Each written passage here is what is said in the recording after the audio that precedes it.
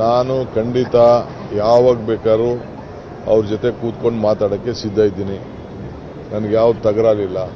ತಮಿಳುನಾಡು ಇರ್ಬೋದು, ಕರ್ನಾಟಕ ಇರ್ಬೋದು, ನಾವೆಲ್ಲ ಭಾರತೀಯರು. ಒಂದೇ ನದಿ, ಒಂದೇ ನೀರು ಕುಡಿಬೇಕಾದವರು. ಕಾವೇರಿ ನೀರು ವ್ಯವಸಾಯಕ್ಕೂ ಬೇಕು, ಕುಡಿಯೋ ನೀರಿಗೂ ಬೇಕು, ಪ್ರಾಣಿ ಪಕ್ಷಿಗೂ ಬೇಕು, ಎಲ್ಲರಿಗೂ ಬೇಕು. ಏನು ಕಷ್ಟಕಾಲದಲ್ಲಿ ಅವ್ರಿಗೆ ನೀರನ್ನು ಏನು ನಾವು ಕಂಪಲ್ಸರಿ ಕೊಡಬೇಕು, 177 TMC ನೀರು ಕೊಡಬೇಕು. ಆ ನೀರನ್ನು ಅವ್ರಿಗೆ ಕೊಡ್ತೇವೆ.